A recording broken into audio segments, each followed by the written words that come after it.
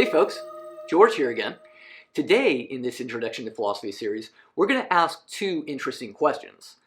What is the nature of reality, and how can we know it? What is the nature of reality, and how can we know it?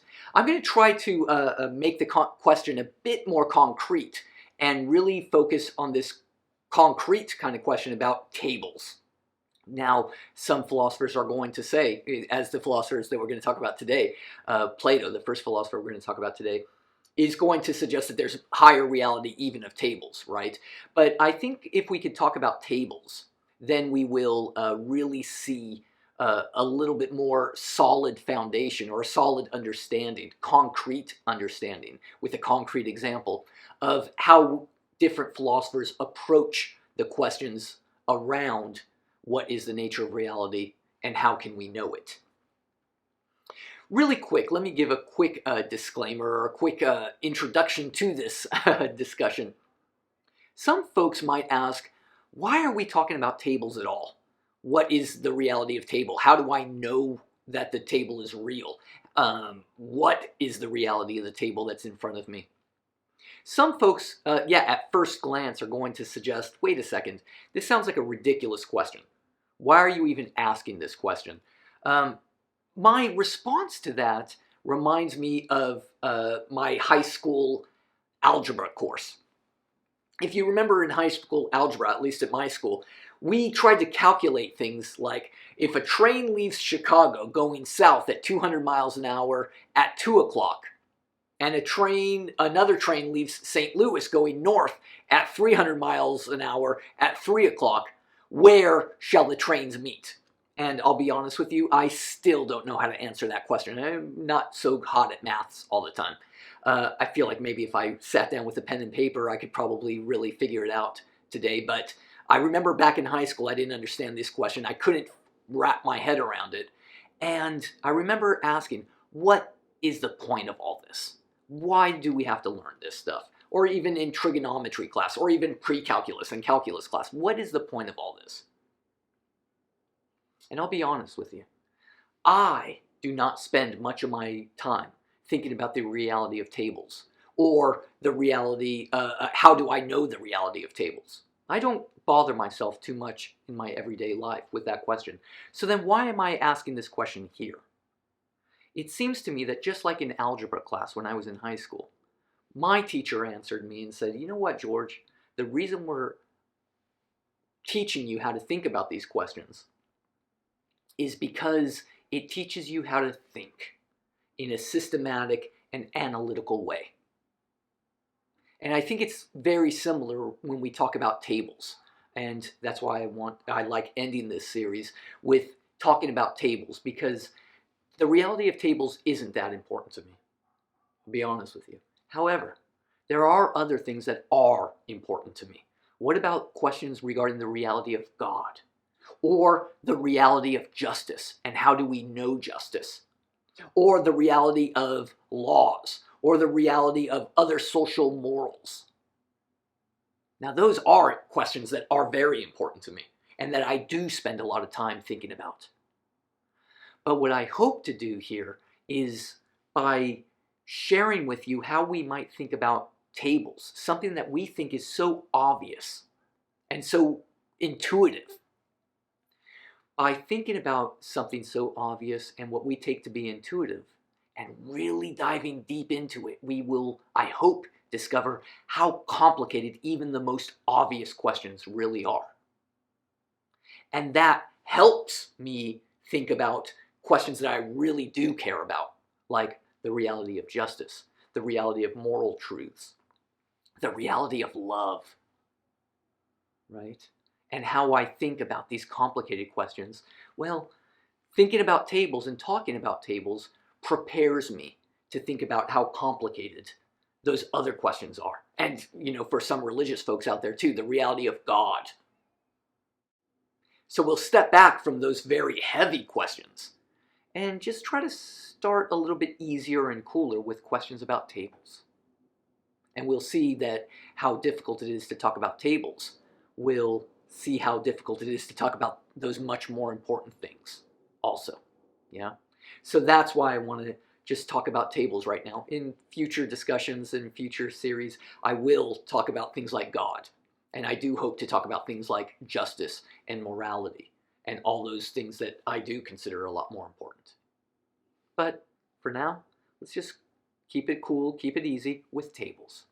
And we'll see how philosophers think and reason about the nature of reality and the nature of knowledge of reality. So in this series of discussions, we're going to visit many different philosophers. We're going to start all the way back at Plato and go up to Kant or so. I'll mention a few other folks as well. But we'll see the foundation that these early philosophers offer to us. And we'll see where reason takes us with these very complicated questions about the reality of tables, for example. The first philosopher that we'll talk about this time is Plato. Now, we've already talked a bit about Plato before.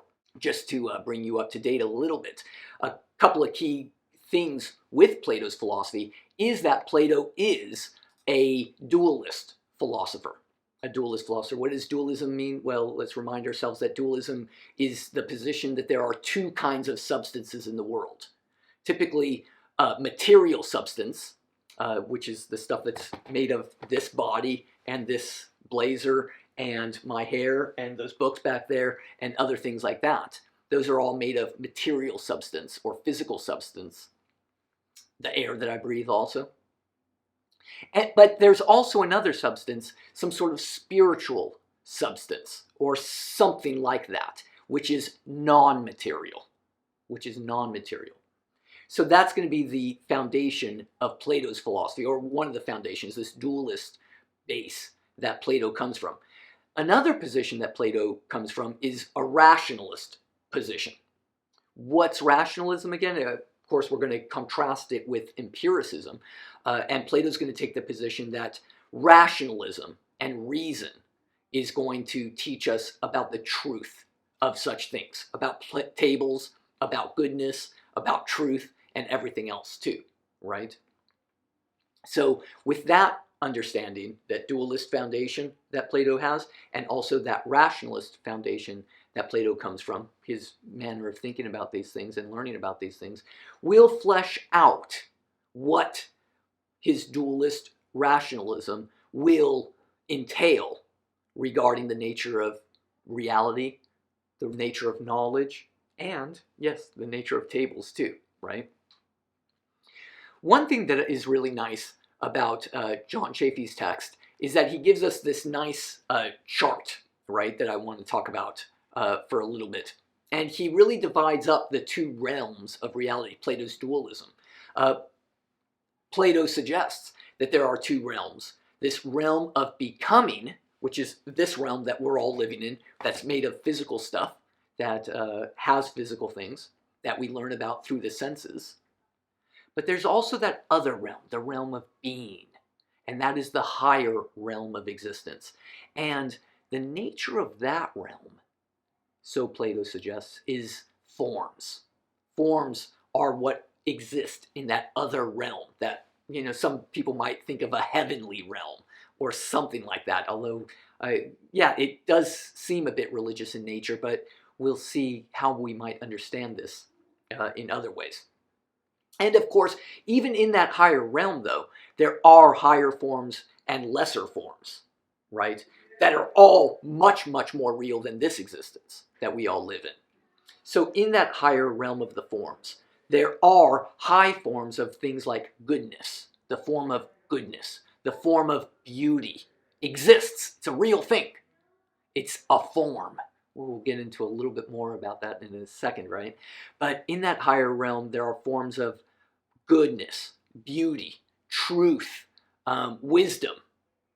And knowing those forms is going to really teach us, or you'll see in a second why it doesn't teach us anything. I used the wrong word right there. Rather, when we do understand those higher realms, those higher forms in the higher realm, we have a greater understanding and a greater connection to higher reality.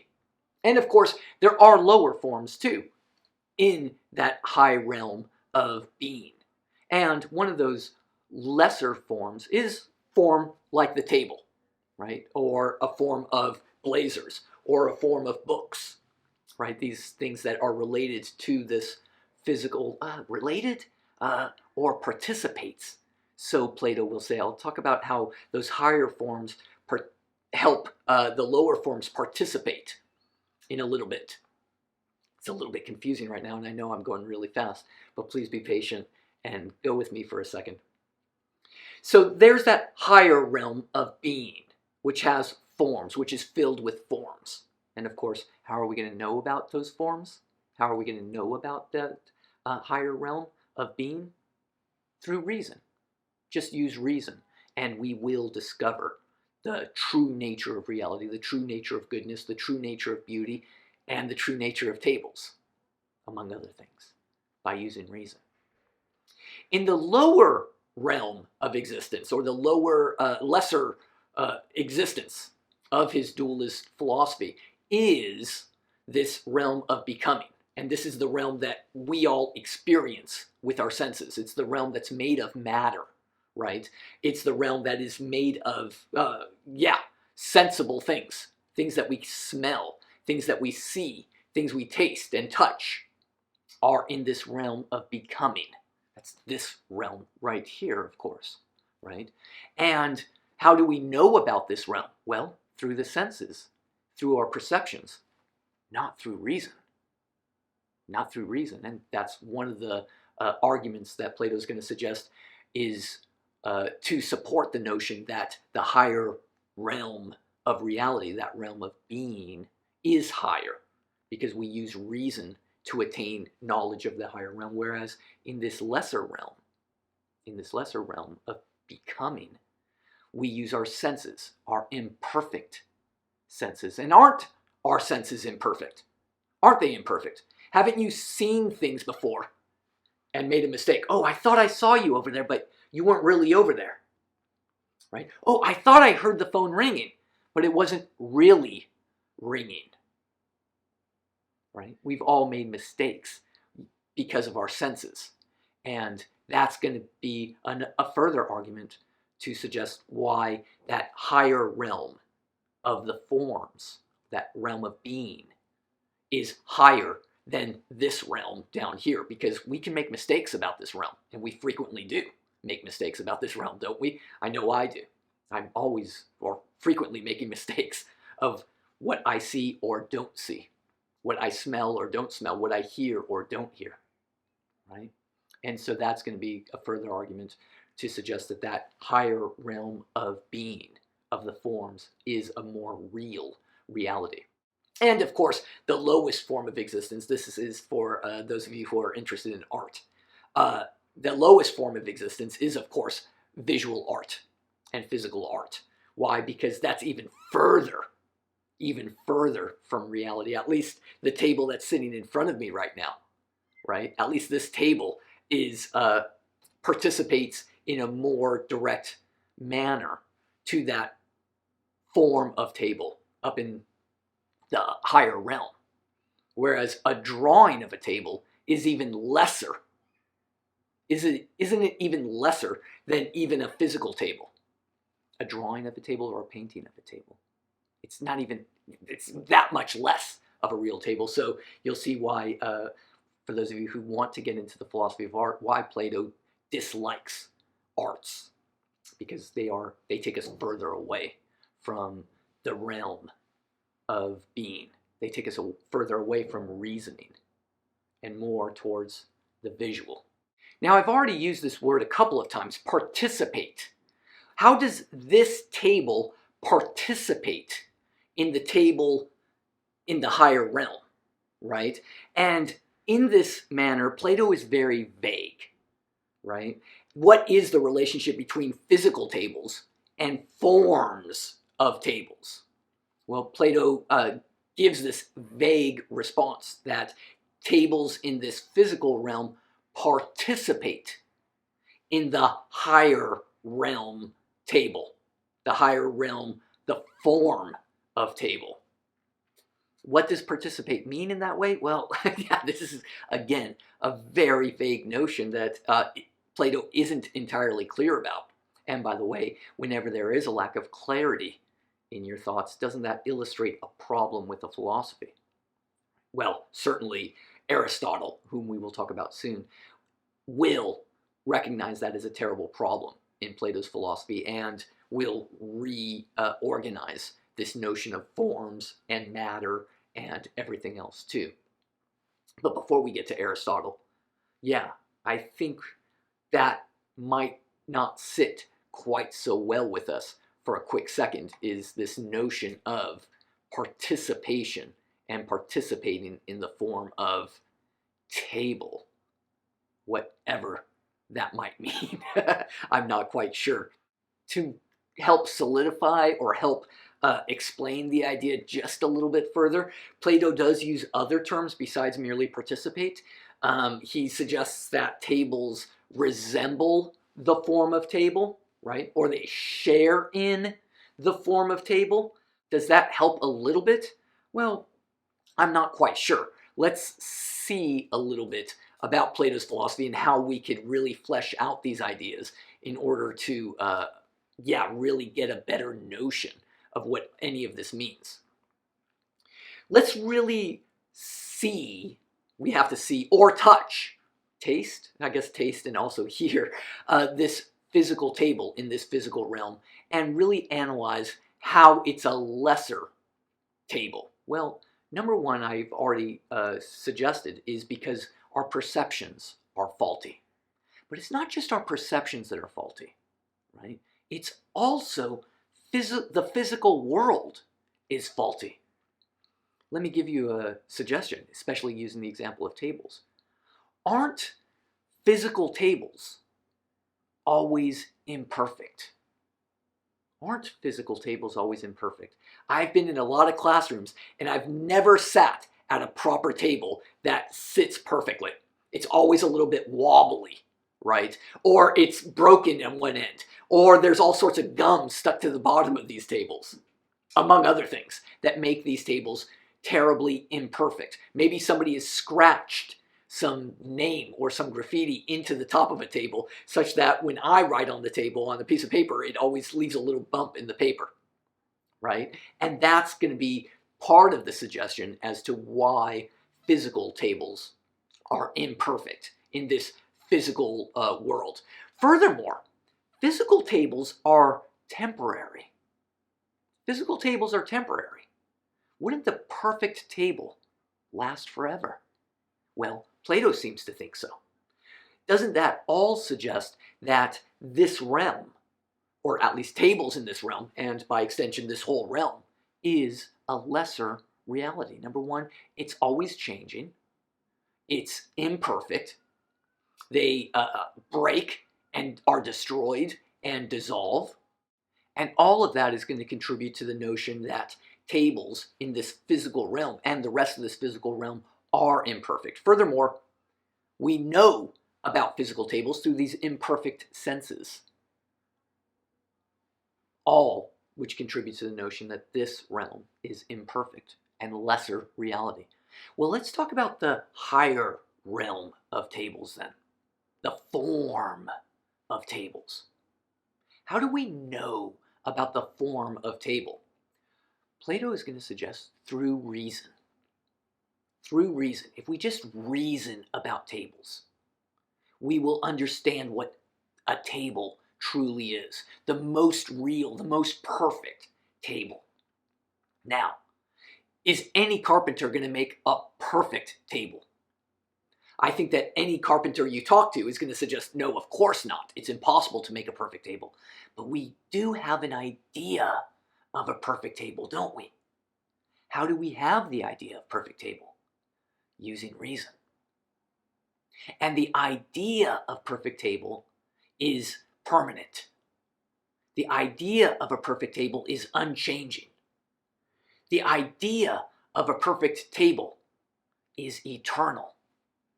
And doesn't that make it more real? Furthermore, we know it via reason. And reason is what gives us the truest truth, more so than the physical senses. Our eyes, our nose, our mouth, our taste, our ears, and our touch.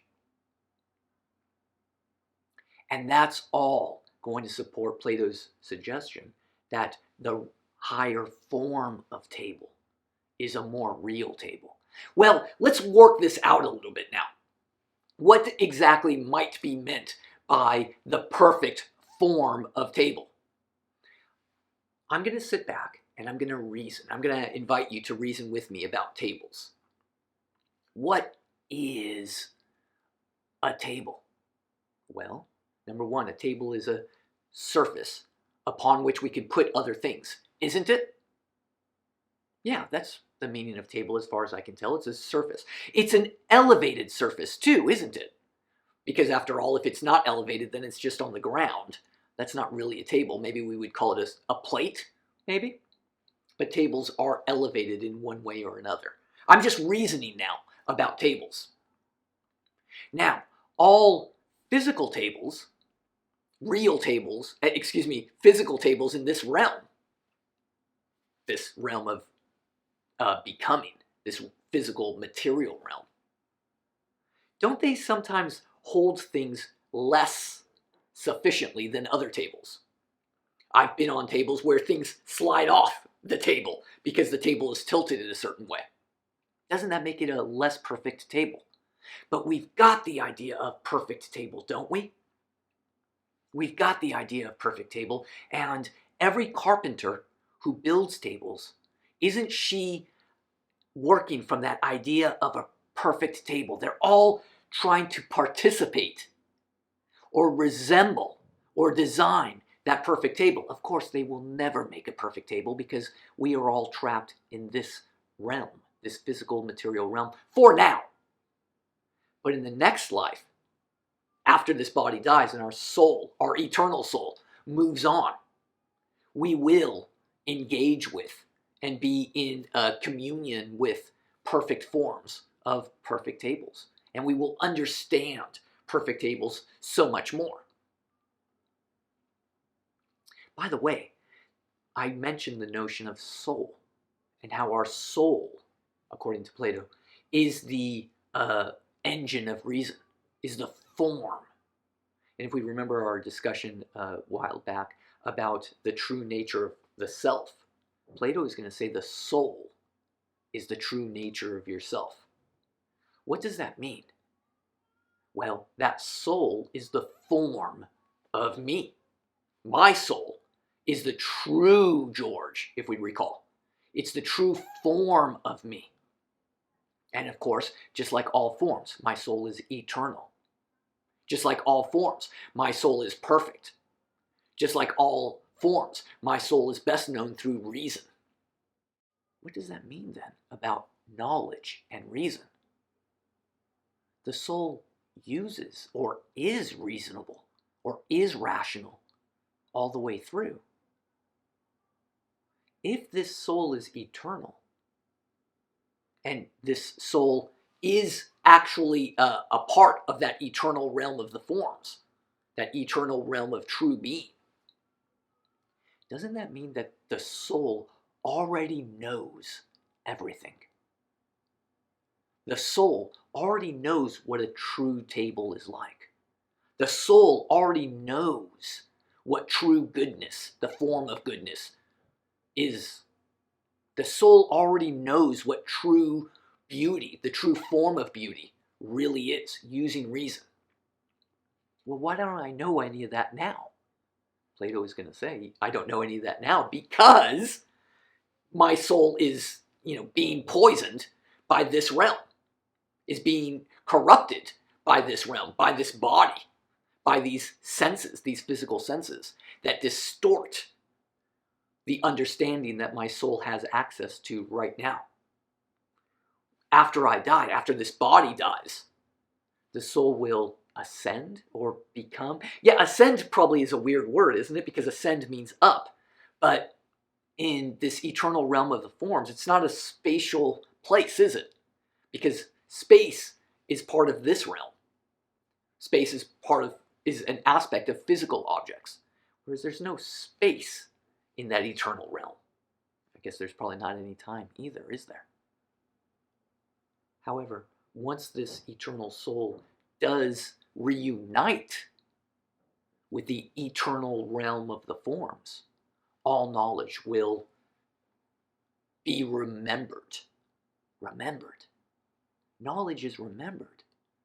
That's why a little bit earlier I flubbed a little bit. You remember how I flubbed and I said Plato wants to teach us. I said, no, that's a wrong word. And Plato is very adamant about this. We don't learn anything. We're not taught anything, according to Plato. Rather, all knowledge is merely remembering. Remembering the truth that the eternal soul, which is a form, which is in accord, which is part of the realm of the forms. So all knowledge is remembered by the soul. And you don't learn anything. There's nothing new gained. You're not taught anything. It's already there. It's already there. And we just use reason to rediscover this. Our souls, our eternal souls, are already in accordance, are already filled with that knowledge. And all we have to do is get past the corruption of this body, the corruption of the senses, and use reason to discover the true nature of reality, including tables and everything else. Now, Plato's student in ancient Greece was Aristotle. And Aristotle, like every good student, disagreed with his teacher on many, many things. How does Aristotle build upon certain ideas of Plato, but take them in a different direction? First, Aristotle is called by many the father of science. The father of science. We'll see his scientific method in a little bit. How do we discover things? But why the father of science? Because science is about this world, this realm right here. That's how Aristotle is going to distinguish himself from his teacher Plato, is whereas Plato was concerned with that higher realm of the forms, Aristotle is concerned with this world and doesn't want anything to do with this higher immaterial realm. Aristotle is going to ultimately say that this is reality. What we have here is reality. And we should focus on this reality. And Aristotle is focused on knowing about this reality in a very interesting scientific way. Where else does Aristotle disagree with Plato? Well, Aristotle disagrees with dualism. He doesn't think that there's two realms. He does use the word form, though. He uses the term form in a radically different way from Plato, but not in a dualist way. Not in a dualist way, in a materialist way. Aristotle is going to say there's only one realm, it's this realm. Aristotle's also going to disagree with Plato regarding the immortality of the soul, obviously. If he doesn't believe in that other realm, he's not going to believe that this soul goes to the other realm either. He is going to certainly disagree with the notion of forms, and the soul isn't a form. Or is it? He is going to say something very interesting about forms and where we go into a different direction. How is Aristotle going to explain how he disagrees with Plato, but uses the same term of forms? He's going to use this notion of hylomorphism. That is, yes, Plato, you're right. There are forms and there is matter. But guess what? It's not that they're in two different realms. Rather, they're together. Hylomorphism is that form and matter cannot be separated in reality. They can be separated intellectually, right? Indeed, we do it all the time, so Aristotle is going to suggest. But in reality, they're not distinct. For example, matter always has some form connected to it. There's always some form connected to matter. There's no form without matter. I like holding up my coffee mug here. There is no porcelain. I think this is porcelain, I'm not sure. But there's no such thing as porcelain without a shape. There's no such thing as mugs, right? The form, the idea, the shape of a mug. There is no such thing as a mug shape without being shaped by something, whether it's porcelain in this case, or I've got other ceramic mugs. I think I've got glass mugs up there somehow. I don't know the difference between porcelain and glass. Maybe one of you can help me with that. In any case, this isn't a craftsman discussion. This is a discussion about forms and matter. And so in the same way that there's no such thing as a mug shape or a form of a mug without the actual matter connected to it,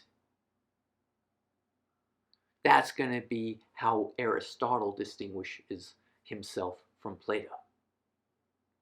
Hylomorphism. Their matter and form are always combined. Even porcelain, by the way. Let's talk about porcelain for a second. Let's imagine I smash this mug into a million little pieces and scatter it on the floor. Isn't that a form? Aren't those little forms or shapes that the mug takes, or that rather that the porcelain takes? Everything has form or shape to it. All matter, even if it's a disorganized pile of matter, it's still a form. It's still a shape. There's no such thing as matter without form. There's no such thing as form without matter. Furthermore, this is going to be interesting, whereas Plato suggested that the soul is eternal, Aristotle is going to suggest that the soul is merely matter organized in a very specific way. It's formed in a different way. That's what a soul is. By the way, to help illustrate this point, what is the difference between me alive and me dead, the dead body of George? Aristotle is going to say it's just that this matter, this lump of matter right here, is formed in a slightly different way. I could talk about violent, grotesque sorts of death, right? Let's say I am in revolutionary France and I'm guillotined and they cut off my head with a guillotine. Well, the matter is all there. It's just that it's in a very different form, isn't it? And that's the difference. That makes all the difference between a living George with a soul and a dead George that has no soul, is the form that this matter takes. And when you see dead bodies, there's something different about the form of this matter. That's all. Hearts, let's say, stop working in the right way, or something gets severed in a different way, or brains stop working because they're not formed in a manner such that there's a living person. And that's all that a soul is. All that a soul is this lump of matter formed in a living way. And you can take this lump of matter and change the form slightly, and I'll be dead. And that's the difference between a soul and a non-soul, or a living person and a non-living person, is the form that the body takes. Now let's go on then to Aristotle's scientific method, so to speak. And I think this is interesting because it shows how Aristotle is going to be different, but, gives us the how would you say, the groundwork for modern science. Aristotle is going to suggest that everything has four causes, because Aristotle's philosophy is teleological in nature. Aristotle is concerned with cause. Everything has a cause, and that is called the notion of entelechy, that everything has a teleological purpose, or everything has a teleological cause. And if we could just understand the four causes that make everything, then you've understood that thing. And of course, that's going to be complicated for certain things. But let's talk about tables. Let's talk about tables. Well, the first cause of a table is its material cause. And what is the material cause of a table? Well, the matter that it's made of. What is the matter of a table? Well, some tables are made out of wood, some tables are made out of granite, some tables are made out of aluminum and other things.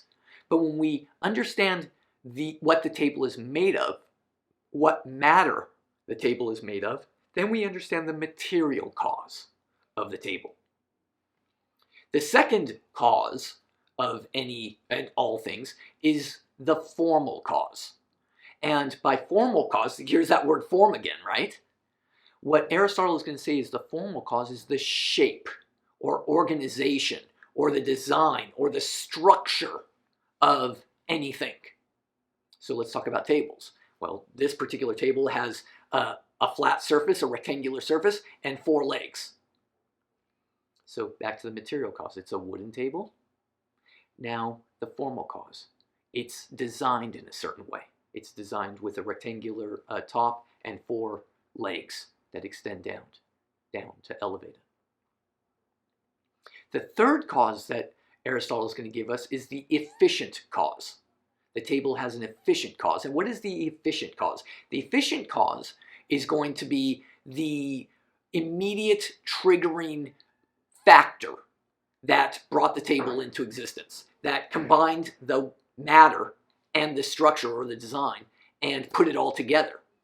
Some people would call that a table maker or a carpenter who made the table. The fourth cause that Aristotle gives us is the final cause.